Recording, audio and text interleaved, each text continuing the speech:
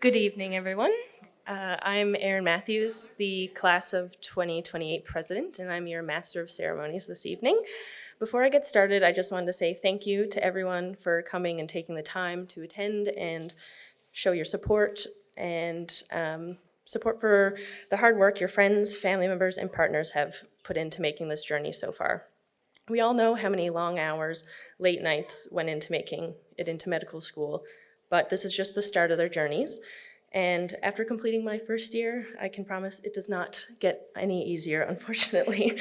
So let's make sure that they feel your support throughout this evening. Now that I have your attention, there's a few announcements that I would like to share. This event is live streamed tonight for those guests who are unable to attend in person. Please make sure to take a moment to turn your phones on silent. And if you ever need to leave the room, please exit through the back when possible.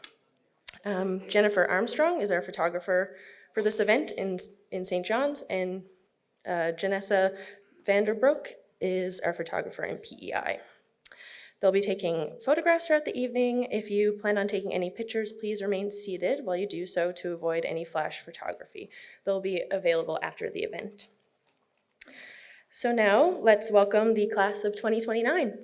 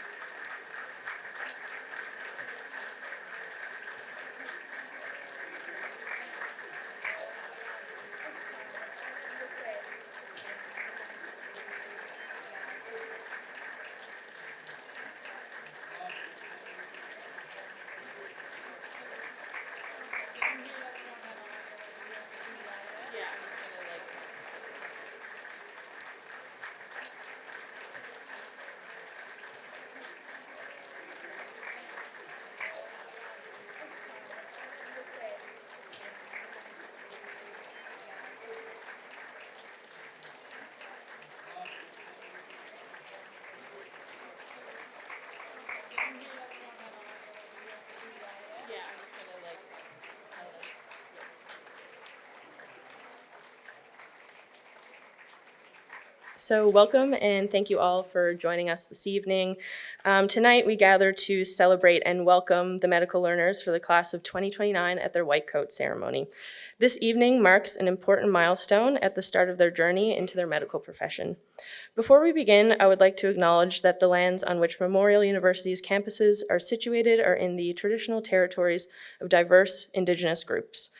And we acknowledge with respect the diverse histories and cultures of the Beothuk, Mi'kmaq, Inuit, and Inuit of this province. The lands that we stand on, benefit from, and where Memorial's campuses are located have been occupied, managed, and governed since the time immemorial by Indigenous peoples.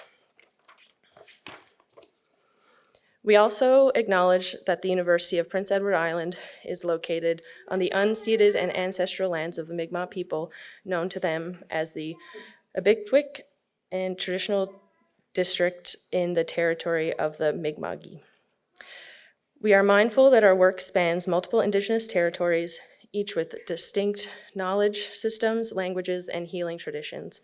Grounded in reciprocity and respectful movement, we carry that responsibility with us today. I would now like to introduce Dr. Dolores McKean, the Dean of Medicine. Dr. Dolores McKean received her Doctor of Medicine in 1992 and completed an anesthesia postgraduate training in 1997, both at Memorial. In 2000, she completed an advanced clinical research fellowship in obstetric anesthesia at Dalhousie University through the IWK Health Center in 2004. She attained a Master's of Science in Clinical Epidemiology from Memorial. During her 23 years in Nova Scotia, she was an Anesthesia Associate Program Director, a Medical Director of Research, and the Chief of the IWK Women's and Obstetric Department of Anesthesia. In addition to her medical education roles and Canadian Institute of Health Research funded research career, she has also served as numerous national leadership roles. In September 2021, Dr. McKean returned home to Newfoundland and Labrador to become the Faculty of Medicine Vice Dean of Education and Faculty Affairs. A full professor of anesthesia, she has served as Interim Dean of Medicine since August 1st, 2023. Please welcome Dr. McKean. And PEI team, please bring up your Dean slides.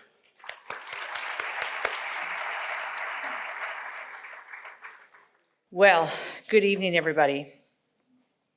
It is such a joy to be here tonight and to welcome our distinguished guests, family, and friends as we gather together to honor and welcome the class of 2029. First, I'd like to thank and acknowledge my colleagues here tonight on the St. John's campus, Dr. Taryn Hearn, Associate Dean, Undergraduate Medical Education, and Dr. Patty Power, Associate Dean, Learner Wellbeing and Success. On the PEI campus, I'd like to thank and welcome Dr. Daniel O'Keefe, Vice Dean, Education and Faculty Affairs, and Dr. Peter McPherson, Associate Dean, PEI. As well, I want to thank, as I look around this room, all of the amazing faculty and staff who are here tonight and across our campuses and our distributed medical education sites who support our learners as they go through their medical education journeys. And they support our learners in so many ways every day. This evening, you've heard that we're celebrating a milestone. We're actually celebrating several milestones, but I'll start with the first. Tonight marks the official beginning of your journey to becoming physicians. You have no doubt worked very hard to get here. And as you receive your white coats this evening, you take the first steps into what will be your career, an amazing profession, that of being a physician. But before we start tonight's white coat ceremony, I also want to acknowledge that the class of 2029 here at Memorial is also making history in other ways. This year, we have the largest undergraduate MD class that we've ever had in our 60-year history as a Faculty of Medicine here at Memorial University as a medical school. And this year also marks the very successful launch of our regional campus, the PEI Regional Campus. So tonight, we welcome 90 learners here to our St. John's campus, and we welcome 20 new learners to the class of 2029 on PEI. So the class of 2029 is historic in so many ways.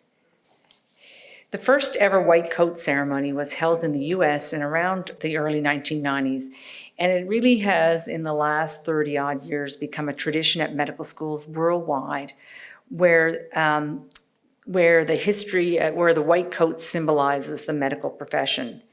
But I just want to sort of comment a little bit on the history of the white coat itself, because it goes back much, much further than the 1990s. The Latin word for white is candidus, and it gives us the English word candor, which means openness, honesty, and freedom from bias. These are the qualities that every physician must embody. Before the white coat, physicians wore black, and black often signified seriousness, dignity, authority. It reflected solemnness of the profession that was often associated with illness, suffering, and death. In fact, in the 19th century, a visit from the doctor was rarely a cheerful occasion. Many times it meant that a family member was gravely ill, and there were very few effective treatments available. And we can actually see a little bit of a shift in culture in art. And I'm just going to show you this next painting. So the American painter Thomas Eakins created two very famous depictions of medicine.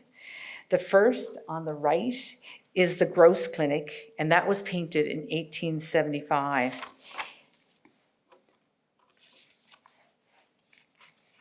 And it depicts Dr. Samuel Gross and his assistants performing surgery at the Jefferson Medical College in Philadelphia. As you can see, those doctors are all dressed in black. The atmosphere is dark and it's heavy, and it's really reflecting a grim reality of medical care at the time. Yet, as we see reflected in the second picture, Eakins painted the Agnew Clinic, and it was just 15 years later. And here we see Dr. Haynes Agnew and his team are dressed very differently. They are dressed in white, the patient is draped in white, and there's a nurse there who is also dressed in white. And we can see an anesthesiologist, which I am. And so you'll see that there's actually somebody administering ether anesthetic, holding a mask over the patient.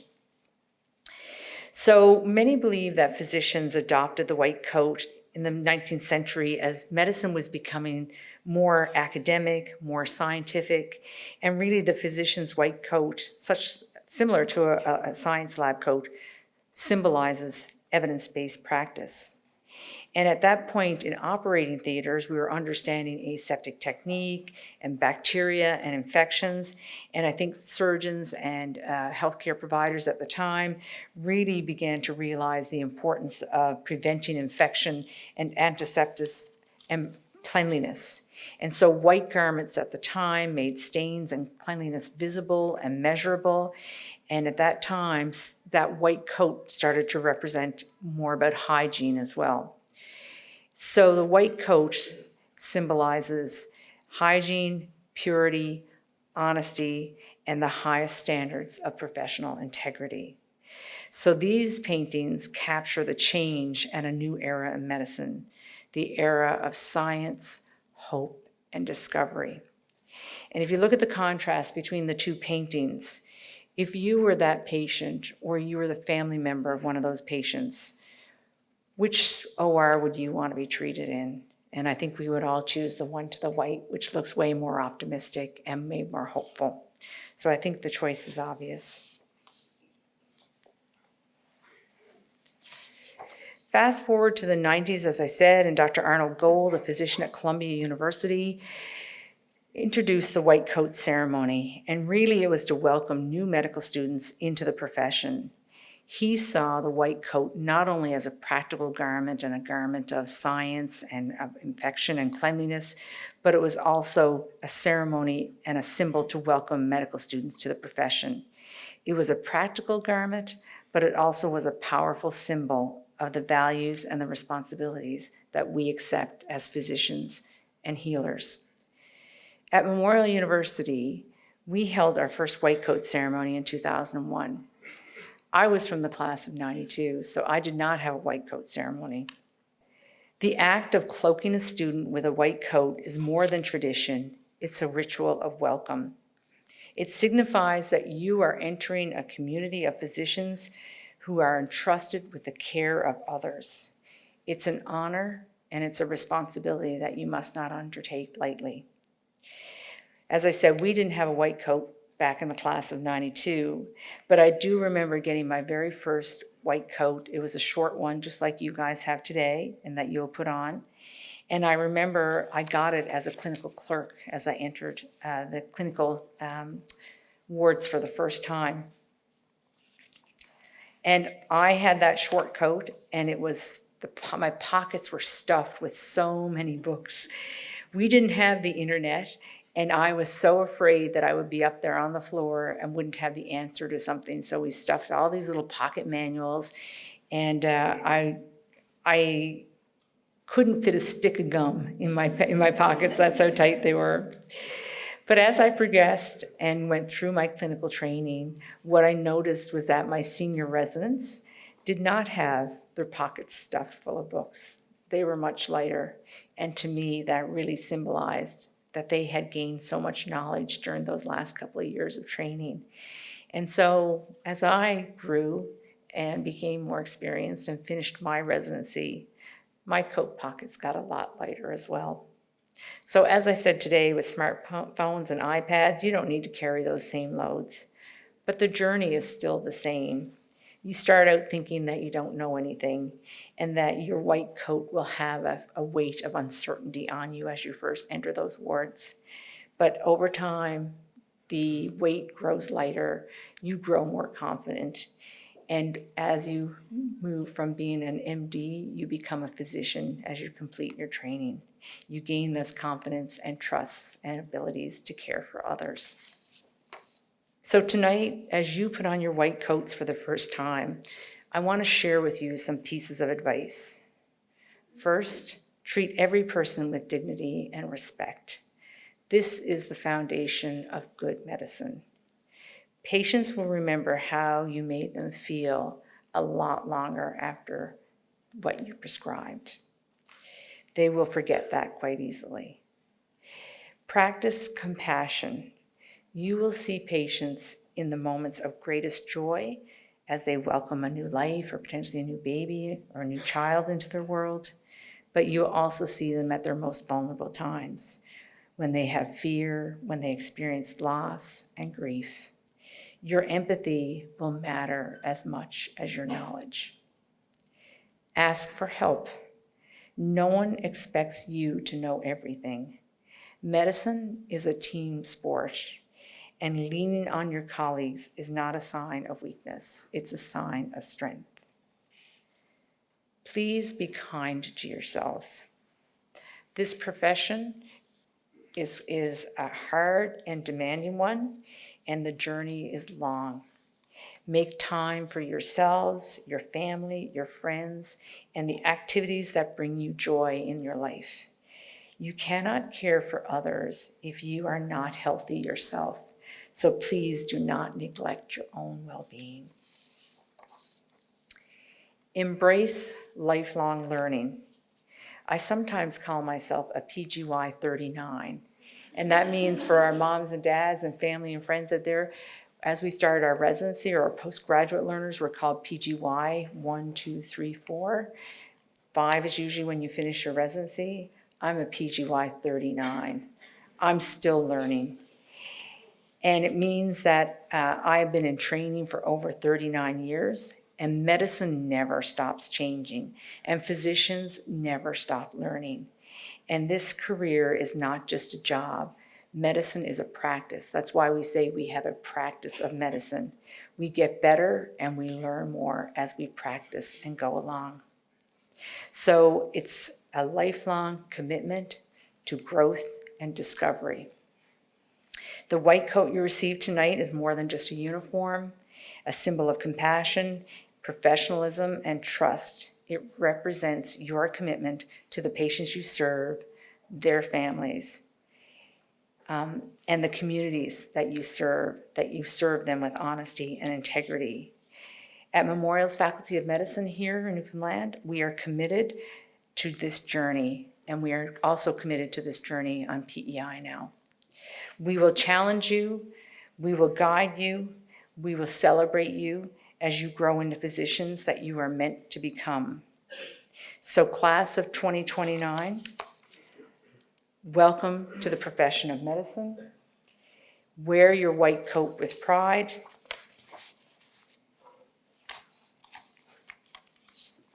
Humility, and remember, it's a reminder to you that it's a privilege and a responsibility that you take when you care for others. Congratulations on this milestone and on the many milestones you have ahead of you in what you have chosen. It's an amazing career. Thank you.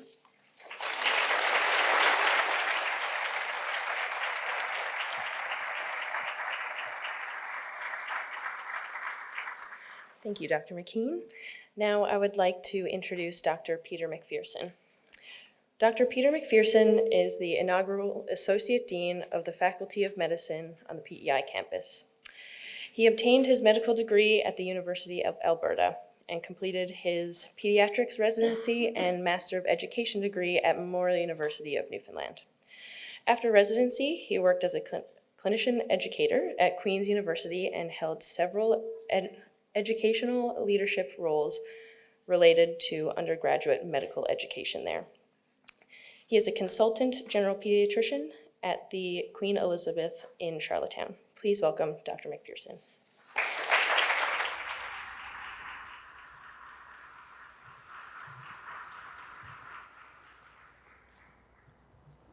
Hello, everyone. Welcome, students, faculty, staff, and invited guests. I join Dean McKean in welcoming you all here to White Coat Ceremony, and in particular to the first White Coat Ceremony for the PEI campus. I'm delighted to see so many family members, partners, and at least one child here to support our inaugural cohort of PEI medical students. We know that you as loved ones have been pivotal in these students' journey to medical school, and that they're going to continue to benefit from the support of loved ones as they progress. So thank you for helping them get to this point and for joining us here today. Dean McKean just shared with us the very interesting history of the white coat in this ceremony.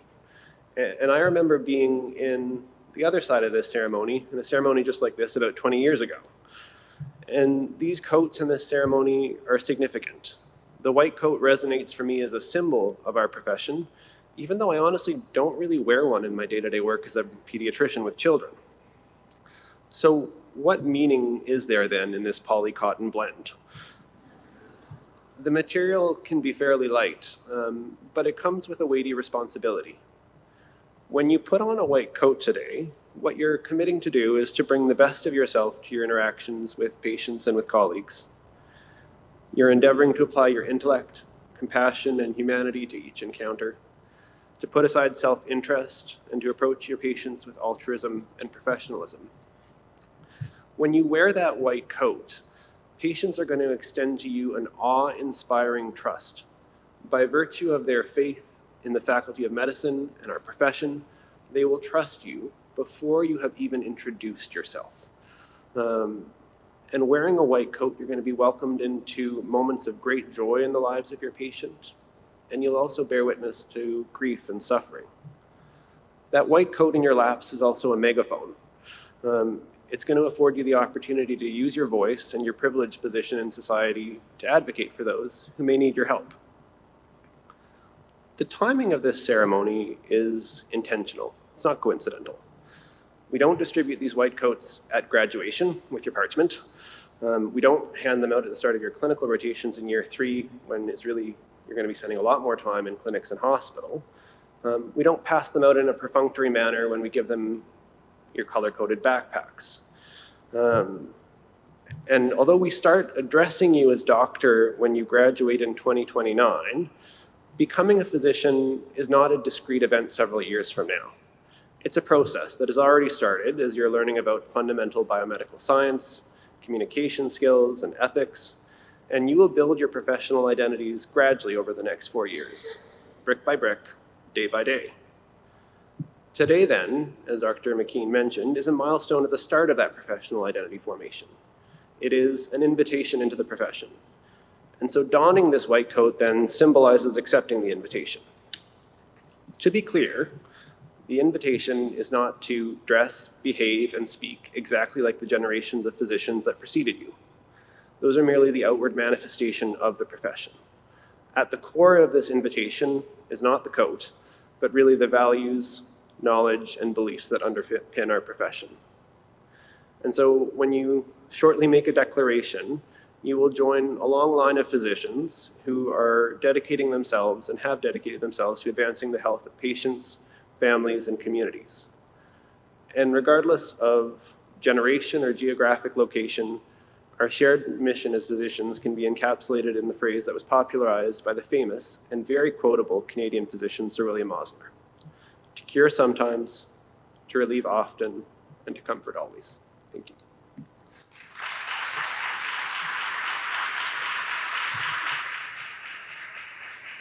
Thank you, Dr. McPherson. Now I would like to introduce Dr. Katie Bonner. Dr. Bonner immersed herself in the MUN medicine experience and aimed to make the most of her degree over the last 4 years.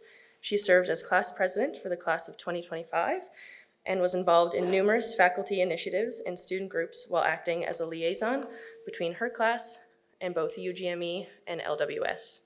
She strived to be a strong voice for students to help enact meaningful change for both her peers and future learners.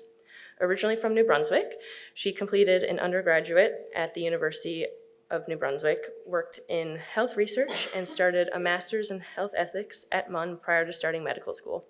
Dr. Bonner is now a first-year resident in psychiatry here at MUN and continues to be involved in student leadership as the resident engagement director with PARNL, the Professional Association of Residents of Newfoundland and Labrador. Please welcome Dr. Bonner.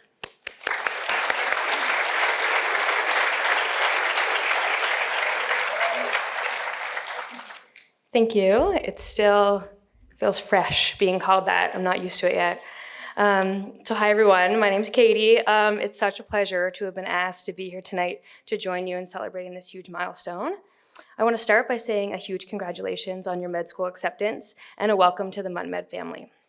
Having completed my first few months of residency now, it's really special to be asked to come back here and be able, okay, it's not me, the tech stuff. Really special to have been asked to come back here and have the opportunity to reflect on how just a few short years ago I was in your shoes.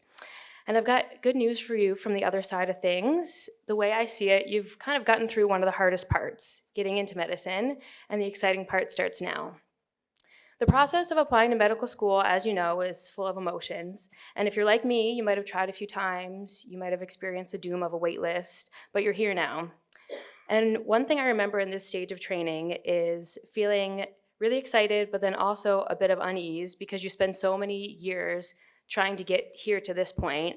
And then from early on, there's talk of CARMS applications and residency and things to come, and it can be really daunting.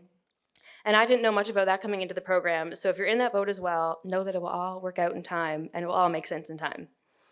But with that, looking back, my biggest advice now is to enjoy the ride and take advantage of all the opportunities that come your way.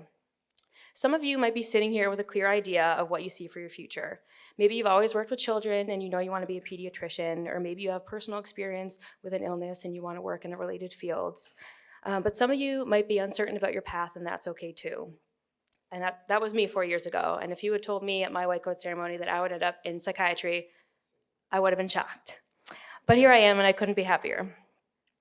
But I made an effort to keep an open mind through pre-clerkship and clerkship to think about what I wanted my life to look like during medical school, throughout residency, and as well as life beyond. And one thing that really helped me sort this out, and something I'd encourage you to do over the next 4 years, is simple. Talk to people and ask questions. Talk to the staff and the residents and the upper year students you get to know over the next 4 years and ask them about how they chose their path. I think you'll be surprised at how many people came into medicine with one plan in mind and shifted gears a few times to get where they are today. Shadow specialties you've never considered, go to information nights and Q&A sessions put on by all the interest groups.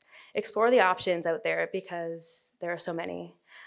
You're entering medicine at a time where there are endless possibilities to what you can do with your medical degree and ways that a career in medicine can look. And along with that, I'll also let you know that you'll receive a lot of advice as medical students over the next 4 years, so take it all with a grain of salt as well, because you'll hear many perspectives from different people and different opinions, but always just self-reflect on your own goals and your own values and kind of what matters most to you and what you want out of your career. Something else I can tell you from the other side of this degree is that while med school is challenging and can be tiring, it can also be so fun and full of joy. I met some of my best friends in this building, and I know many, if not all, of my classmates did as well. We celebrated so many milestones as a class. People got married, had babies, experienced new beginnings, became homeowners, finished other degrees, all kinds of stuff, all while completing this demanding degree. So please don't forget that life goes on outside of school. Make time for yourself and your hobbies and your family. There's always going to be work to do. There's always going to be an exam coming up. There's always going to be a paper to write. But take time to shut your laptop, put the flashcards away, and do things that ground you, do things that fill your cup. And yeah, take care of yourself. Personally, I don't remember the nitty-gritty of the lectures from first and second year, but I do remember things like studying anatomy in the park with my friends on a sunny day or studying at a pub on a rainy day. I remember the silly antics at our end-of-year socials or our post-block events after an exam. I remember the golf trips and the ski trips. Despite not being a golfer or a skier, I still encourage you to go, give it a try. There was just all kinds of laughs and memories shared with my class.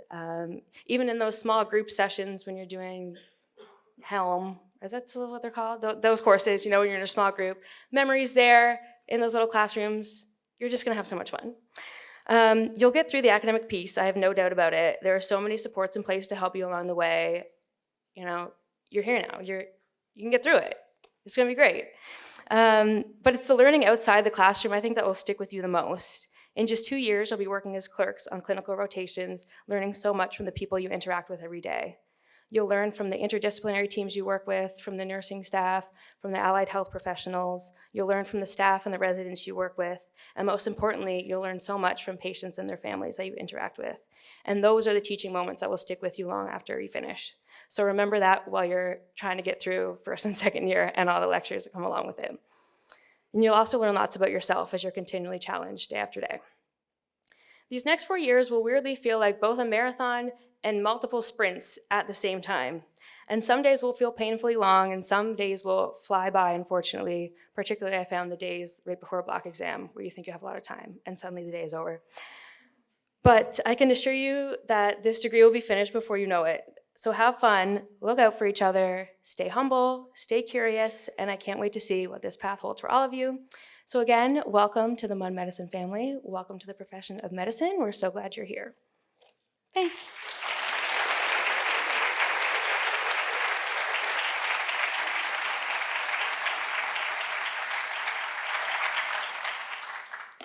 Thank you, Dr. Bonner. Now I would like to ask the team to adjust the cameras in preparation for the white coat. And I would also like to introduce Dr. Hearn to initiate the honorary white coat presentation. Thank you, Dr. Hearn.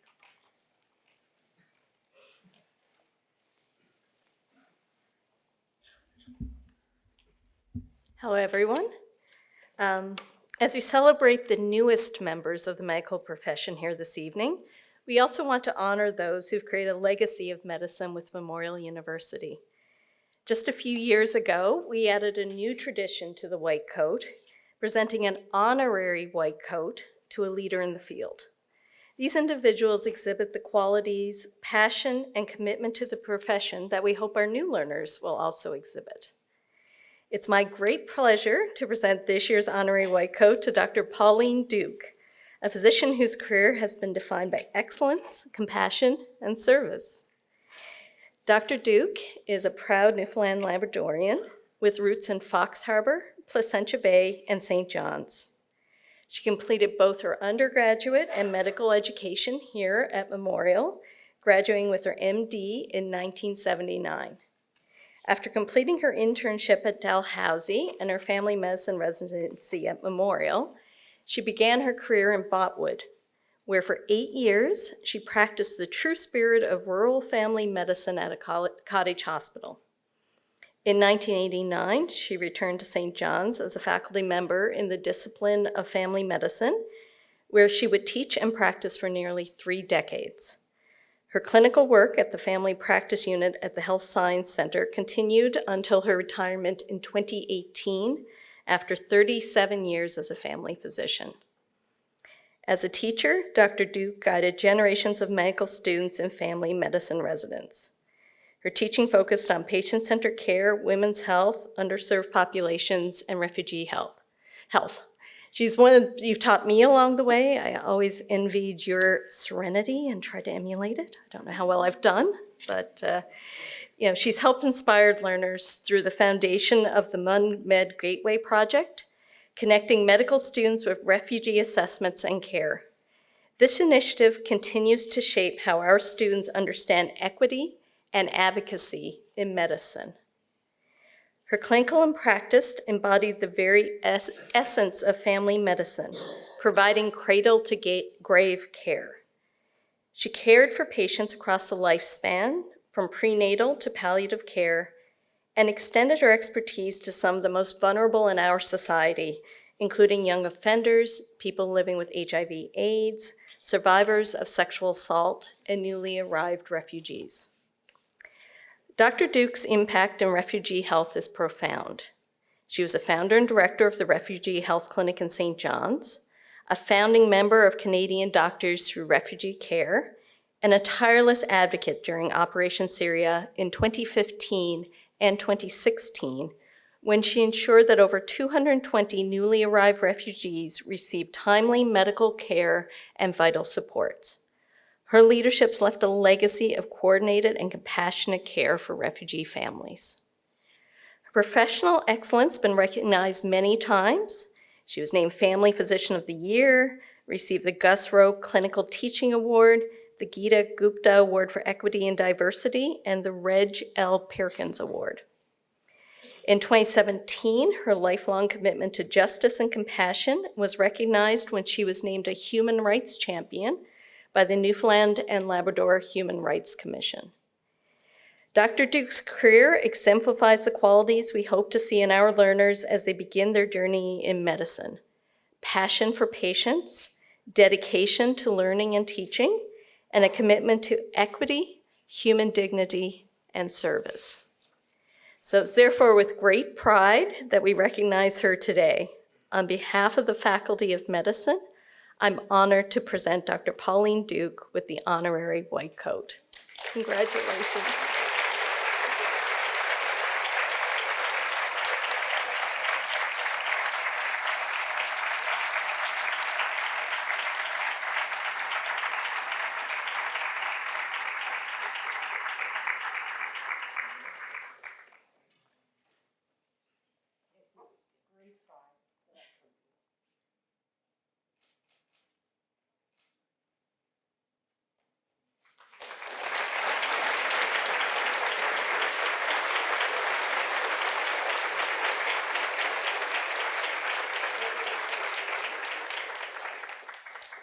I'll invite Dr. Duke just to say a few words, but I also want to say that Dr. Duke also taught me, and I'm absolutely delighted to have her here tonight and be the dean to present this to her. Congratulations.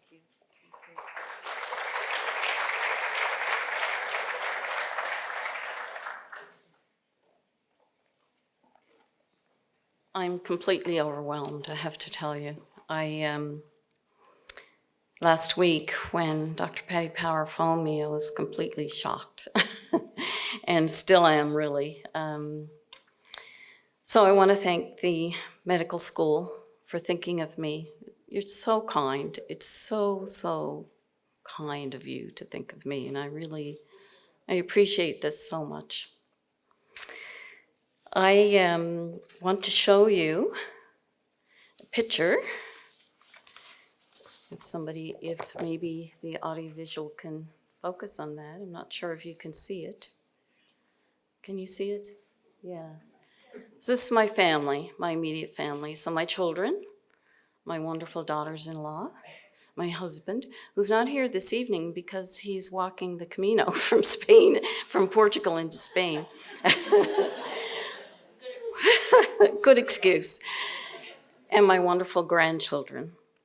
And they're at the heart of everything I do. I'm a very, very fortunate woman.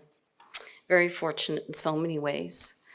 I have another picture for you. And this room looks familiar, I think.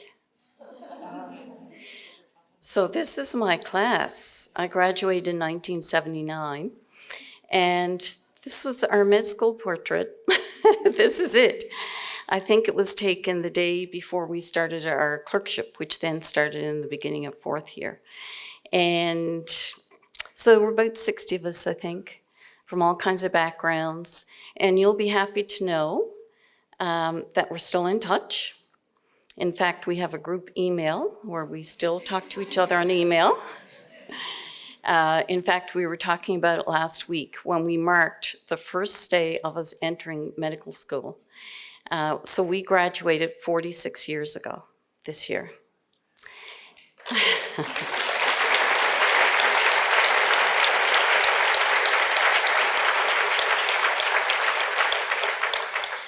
And I also want to tell you that my med school class says, and I totally agree with them, that you're probably entering one of the best medical schools in all of Canada.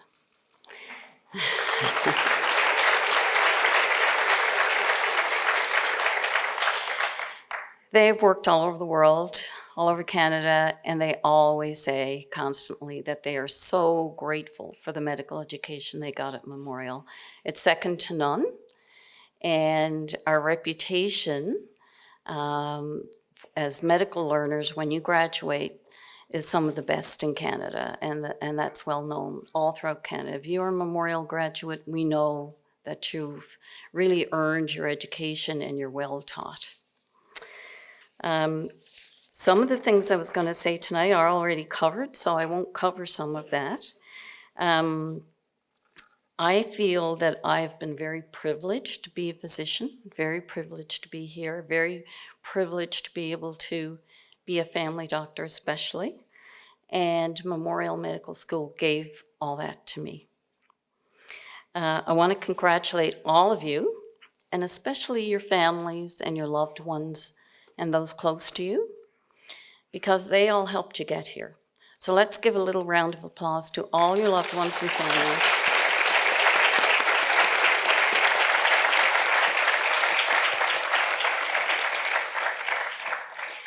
You all have different circumstances, and you've worked really hard. I would like to ask you that, I know it's hard, you're medical students, there's all kinds of stressors as your colleagues now have talked to you about.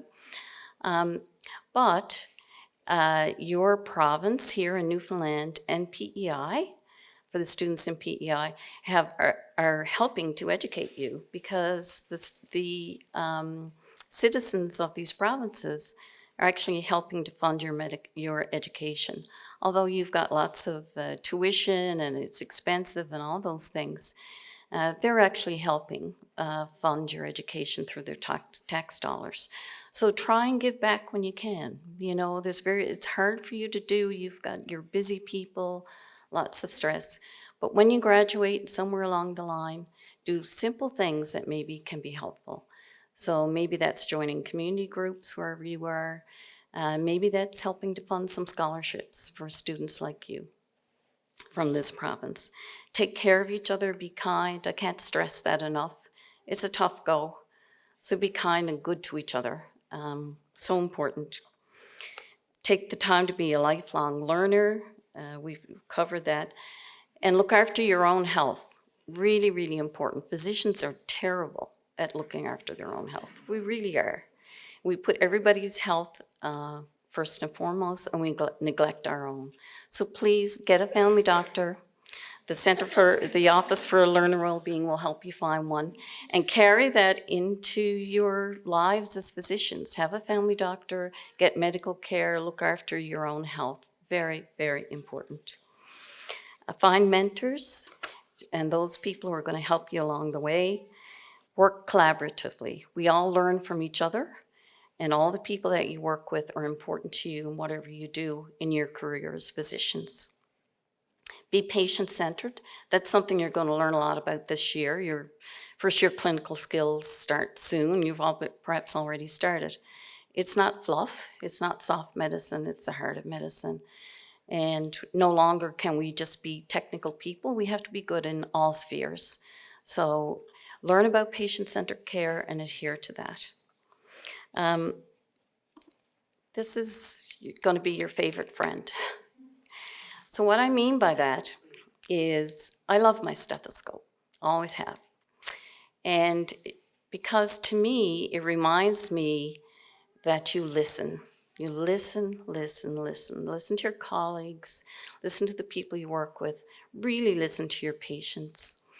Learn to take really good histories and never let technology get in the way of good physical exams. Always, always do that. Technology will never replace you as a clinician. It's also not about us. When we see patients and we're with patients, leave our ego at the door and be present with our patients and their families when they need us. We see people sometimes when they're most vulnerable in life, but recognize their strengths and their resilience and help walk along with them.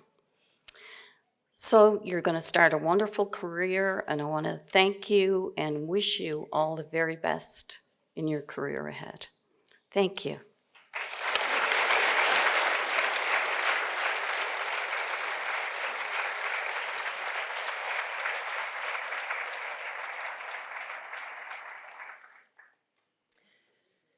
Thank you so much, Dr. Duke. And now, tonight's main presentation. I would like to invite Dr. McKean to the podium to read names, and Dr. Power and Dr. Hearn, please go to the front of the room so that we can begin the presentation of the white coats, starting with the learners in NL. Learners, please have your coats ready, and once coated, Jennifer will take your photo. I actually think Dr. Price Phillips and the Ode of Geneva is the highlight tonight.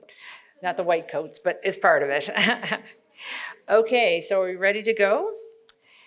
So I'm going to try my really, really hardest to make sure I pronounce everybody's names correctly. If I don't, my apologies to you, but I've practiced, I promise. So our first two white coat recipients are Shams Al-Badouche and Salma Omardine.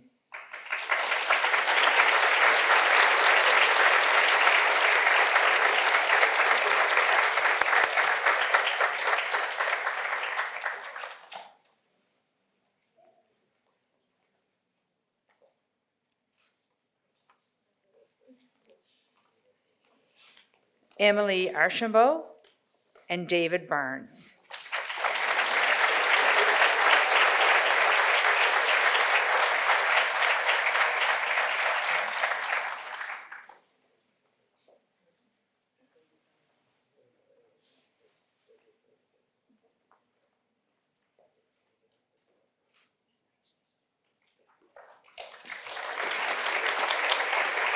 Theodore Brown, Maggie Burton.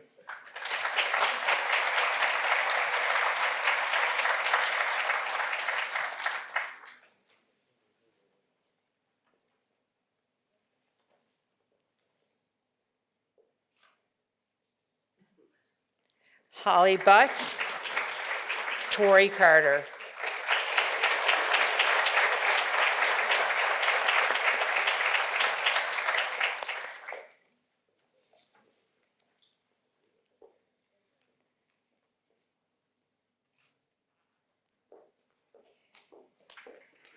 Emma Cody, Sean Cody.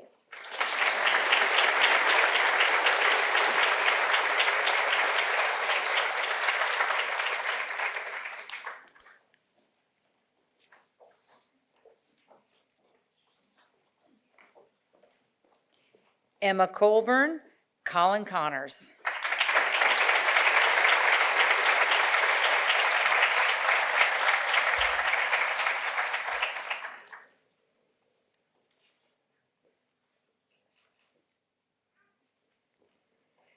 Margarita Anesta Conway, Bailey Cox.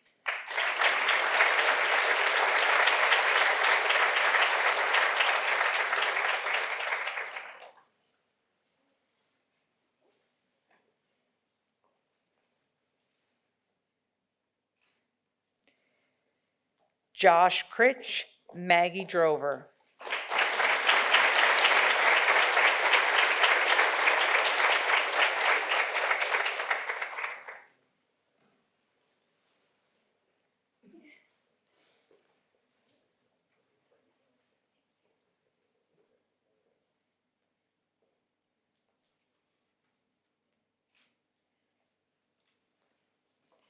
Rebecca Dunn, Sarah East.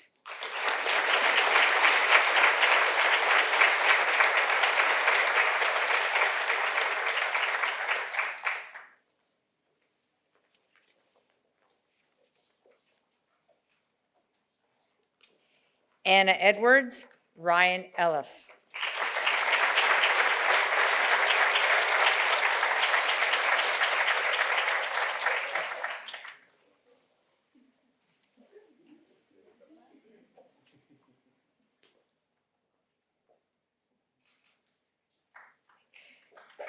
Brianna Fortune, Jalen Francis.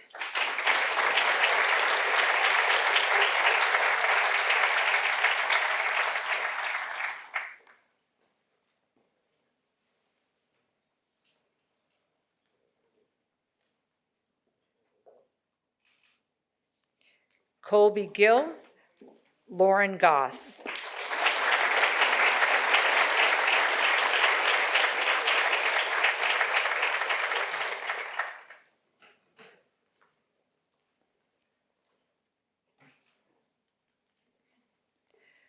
Muskan Hans, Sam Haven.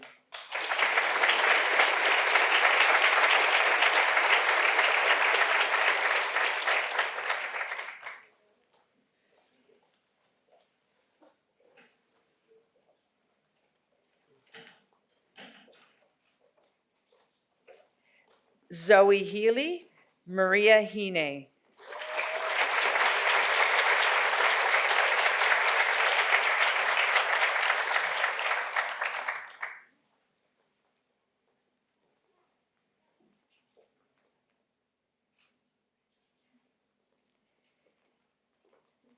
Brianna Hickey, Amelia Hollett.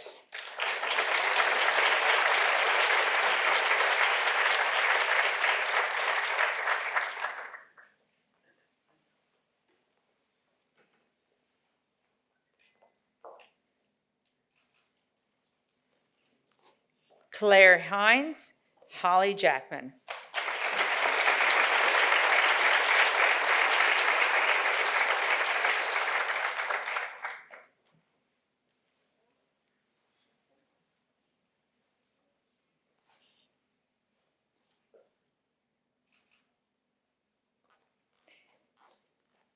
Alyssa Janes, Yanni J. Ruth.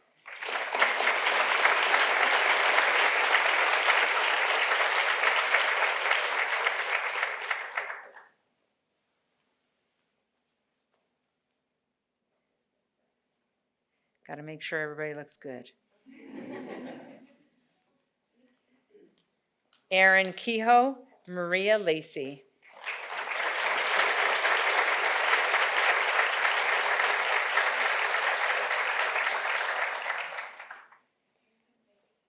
Okay, thank you. We'll make sure she gets her white coat. Drew Locke, Sheila Loshi.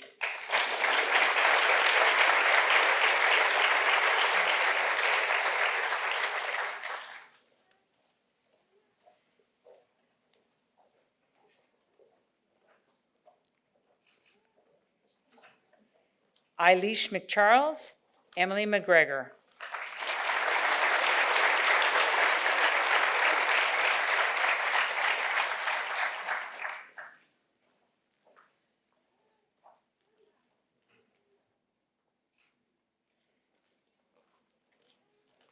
Javon Marsh, Cole McDonald.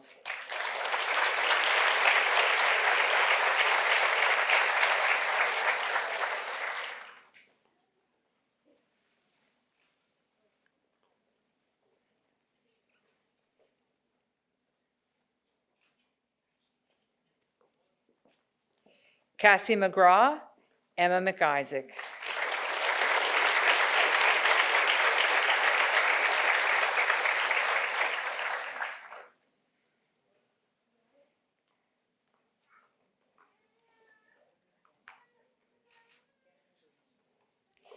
Eric Menza, Caleb Morden.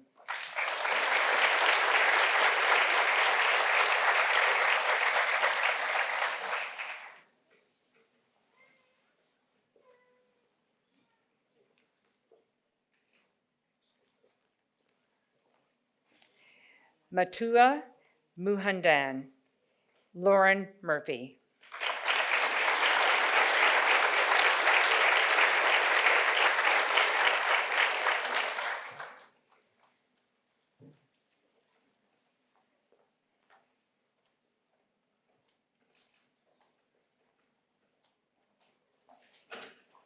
Claire Nash, Daniel Eduardo Nira Agon.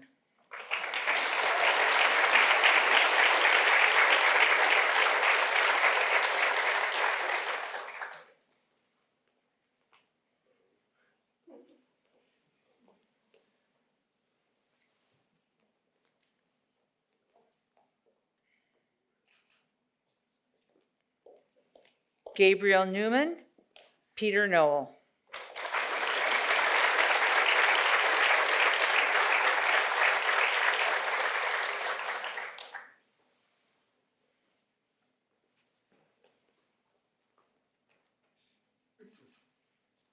Susan O'Brien, Margaret O'Day.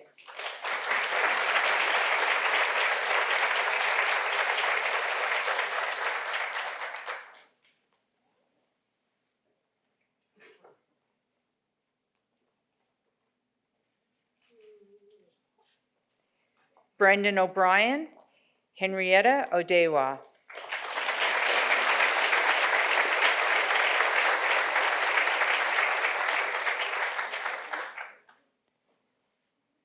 These tall guys are sometimes hard for us short women.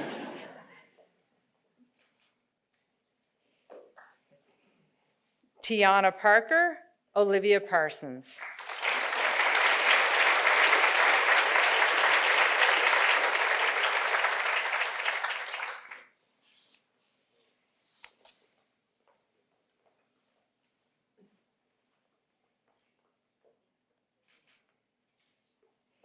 Alexandra Payne, Peyton Peach.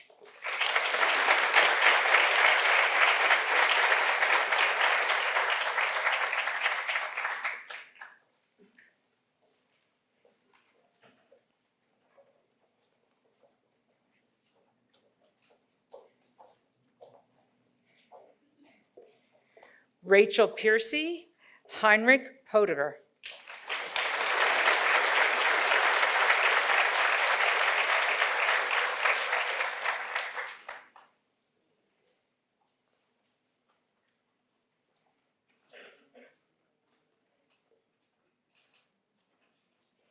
Catherine Power, Laura Priddle.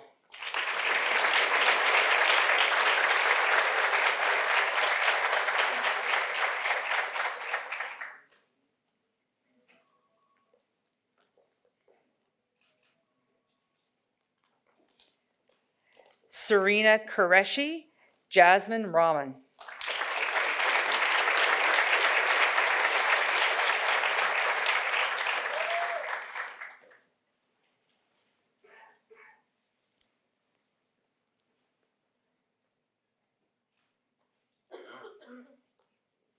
Lily Reed, Zoe Rowe.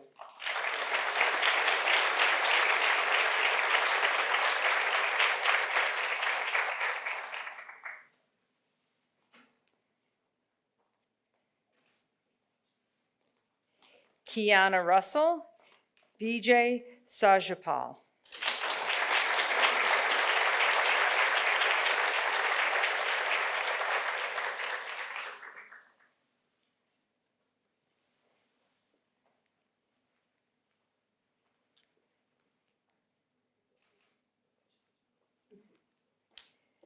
Bana Sarkar, Diana Silehipur.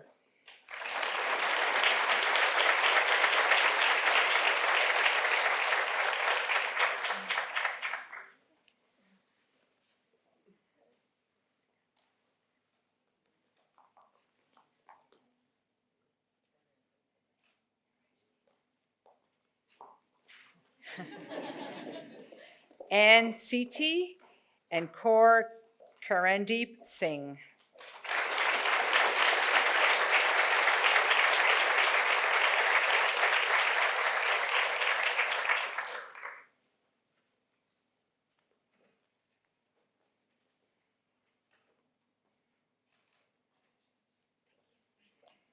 Samantha Situfam, Ryan Slaney.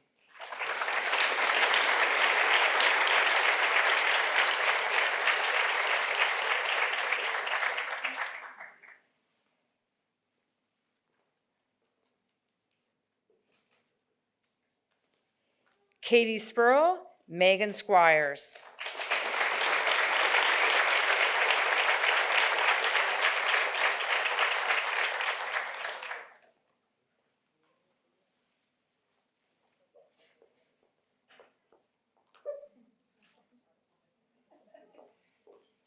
Caitlin Stamp, Andrew Stone.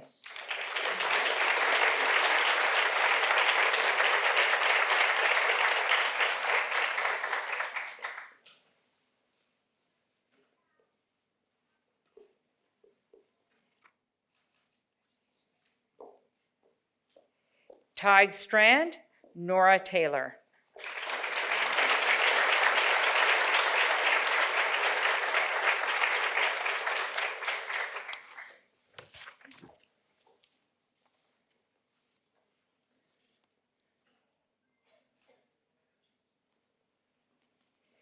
Brian Tomke, Tanisha Tucker.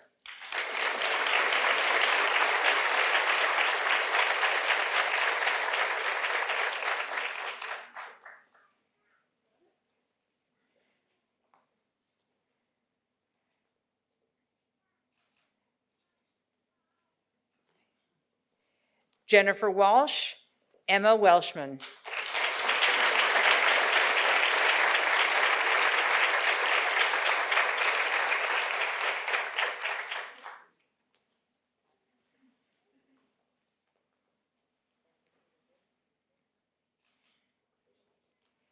Julia White, Megan White.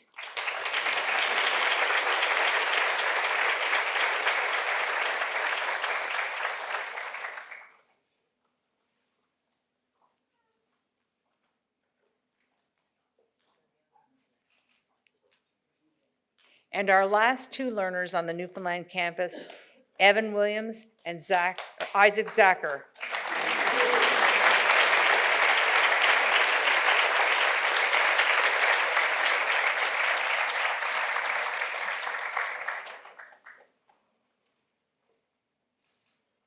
And I think we're going to go over to our PEI campus and start with our learners there.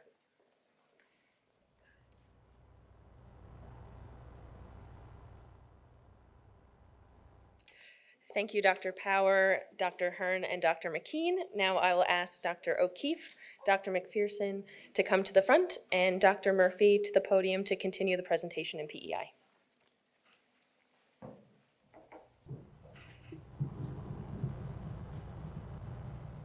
Kieran Andrews, Haley Brake.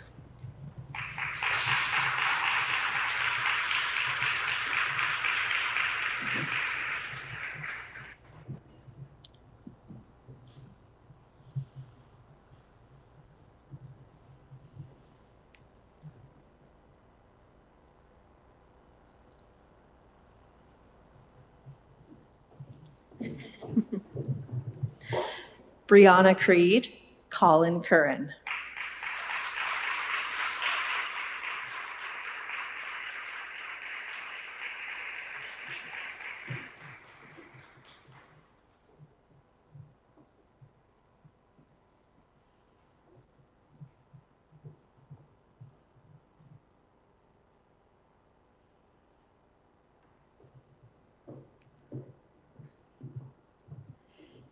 Hannah DeVoe, Hannah Fong.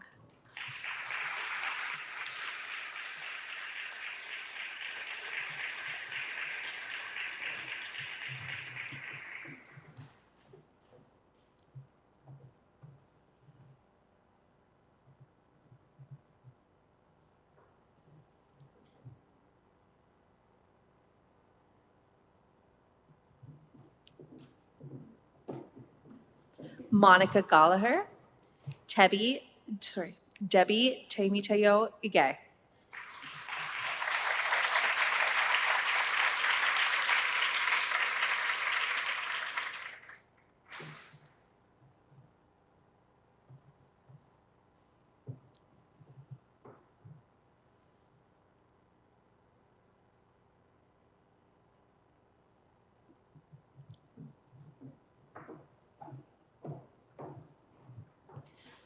Morgan Inman, Megan Kiley.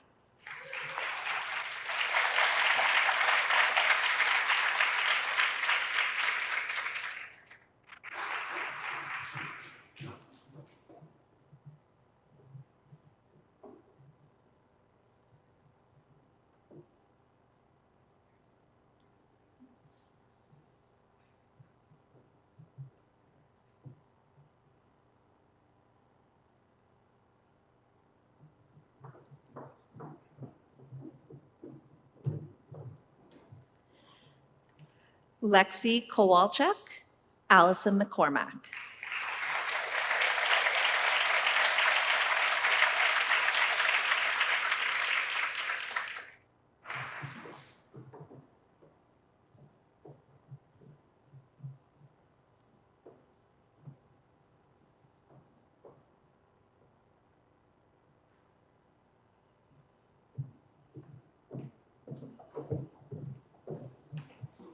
Daniel McDonald, Andrew McKinnon.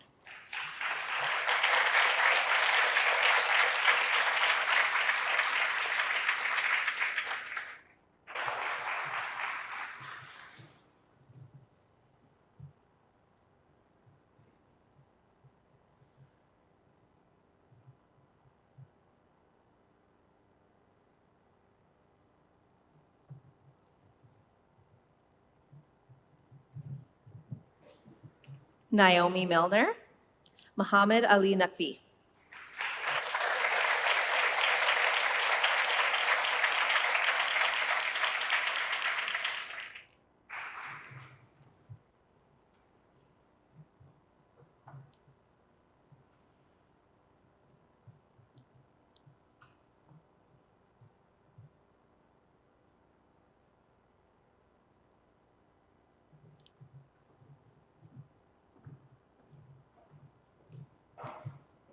Sydney Powers, Lauren Reed.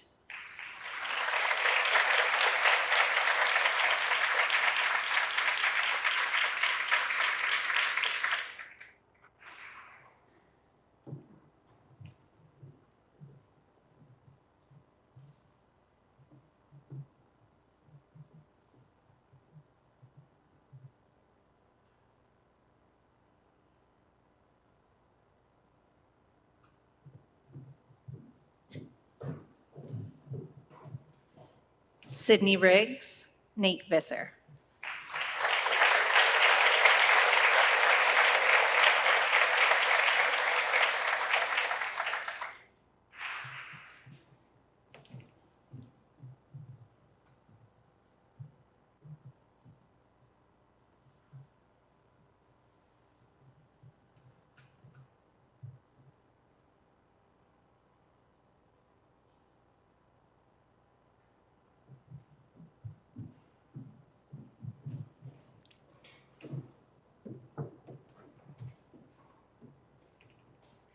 Next, I would like to invite Dr. William Price Phillips, who has been on the faculty of Memorial University of Newfoundland since 1972 and has been a professor of medicine, neurology at Memorial since 1980 and professor emeritus since 2004.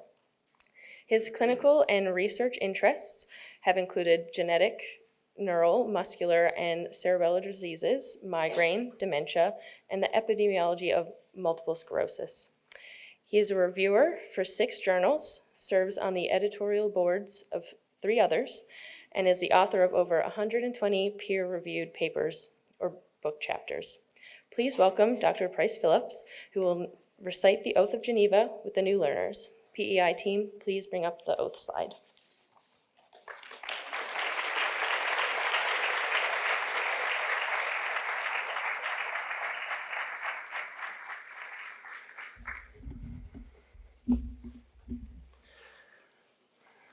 Thank you, Erin. Nice to be flattered. Class of 2029, here and there. For over half a century, Memorial's medical students have recited the Hippocratic Oath on graduation as the last formal words they spoke as graduating students. For 25 years, only half that time, half a century, students entering this school have recited the Oath of Geneva, as you will in a moment, so that their studentship was bracketed by an avowal of medical ethics at the start and at the end.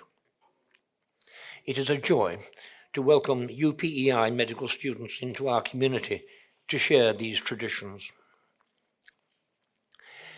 To quote the late Marshall McLuhan, "We don't wear clothes, we wear costumes."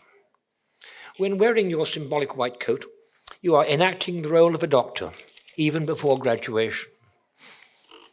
For over 30 years, white coats have been a rite of passage for medical students, but a much older symbol of our profession is the caduceus, the staff coiled about by 2 snakes, representing knowledge and wisdom.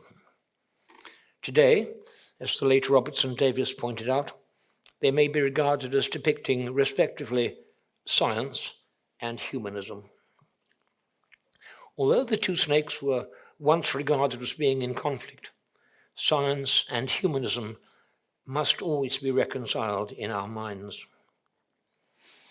As I leave medicine, and you enter it, I think the academic environment which I once met, compared to that which you now meet, are very different.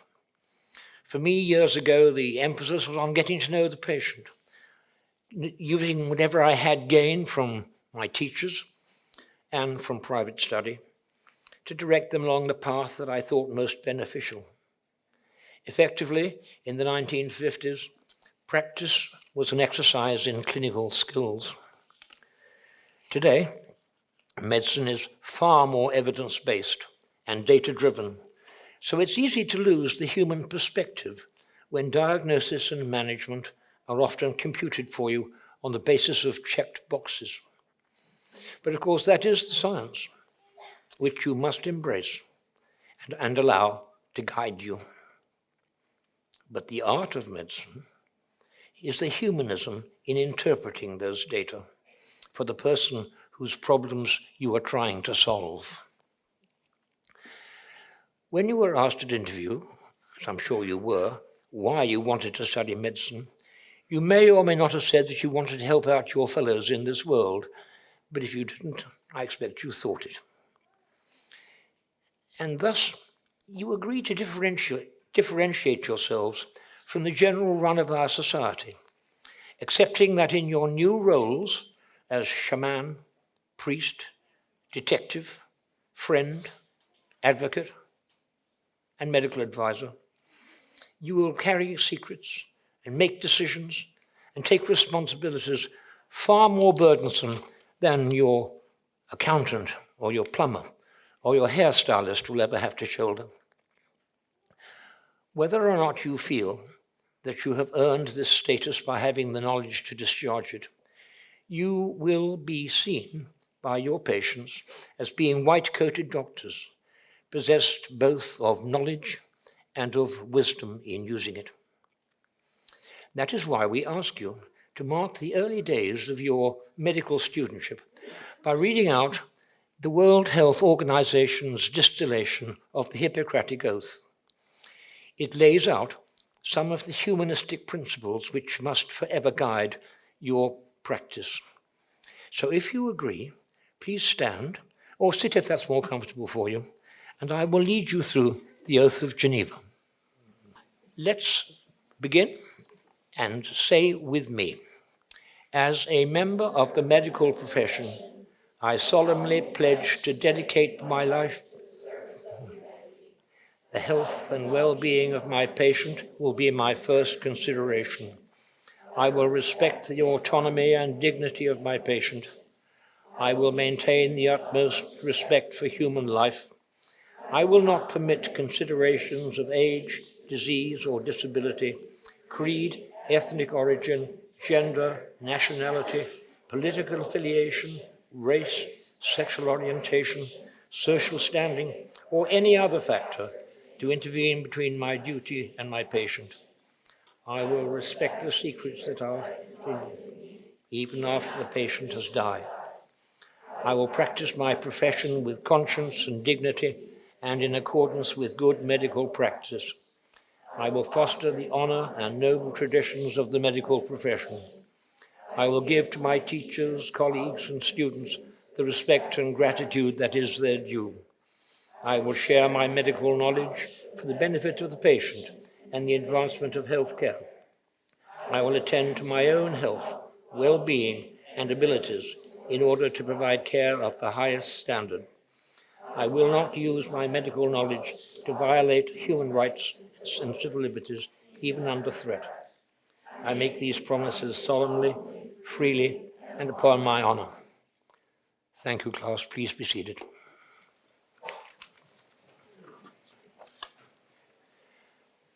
May those words be a constant reminder to you of your commitment to the values that sustain all of us in medicine. I greet you now, no longer as laypersons, but as the newest members of our medical community. Congratulations and welcome.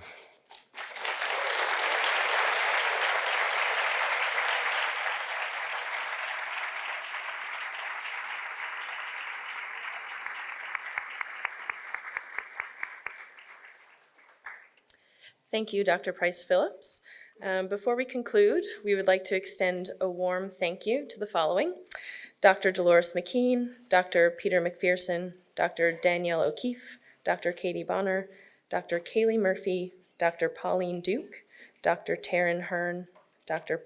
Patty Power,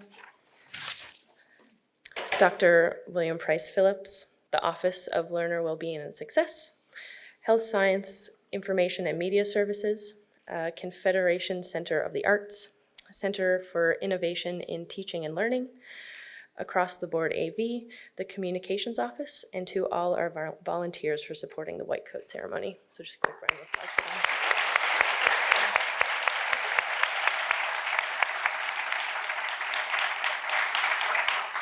So before I leave you all to your celebrations this evening, and before I go back to study for my exam on Monday, I wish to leave you with some words of wisdom, many which echo of the lovely speakers we have this evening, so I'll keep it quick. For the family members, partners, and friends, please be patient.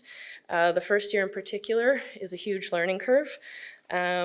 Figuring out how to balance school life and well-being is not always so easy. If there's anything you can do to help, it's honestly all the small stuff that makes a big difference. Cooking a meal, doing a load of laundry. My partner makes sure I never clean a dish myself, God love her, which is a huge, huge help. But yeah, offering a helping hand, especially during the week before an exam. And for the students, get involved, enjoy every free meal that comes your way. I myself have probably consumed at least 3 Greco party pizzas since starting university, for every single lunch and learn, and take advantage of all the freebies that you'll be offered over the next little while. Your life will completely change over the next 4 years of medical school and furthermore into residency, but remember to say thank you and to show your appreciation for the people that helped make all of this possible, because without them, you wouldn't be where you are today.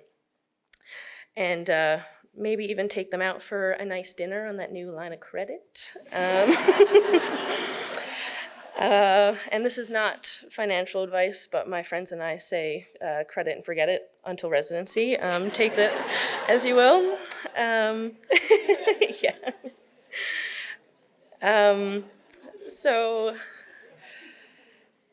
However, the one thing that you can do that's free is take the time to support the people who are here this evening and who've been cheering you on all night long. So just a round of applause for them.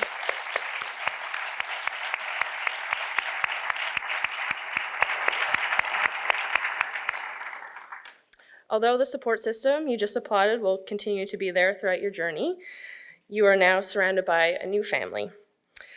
Only a month ago, you were individual people with different stories, different life experiences, and different dreams, and I really want you to stay who you are. You're more than a medical student, and remember to live life fully. Take your head out of the books to have some fun. And just to remember that the best helpers are the ones who take care of themselves just as much as they do for others.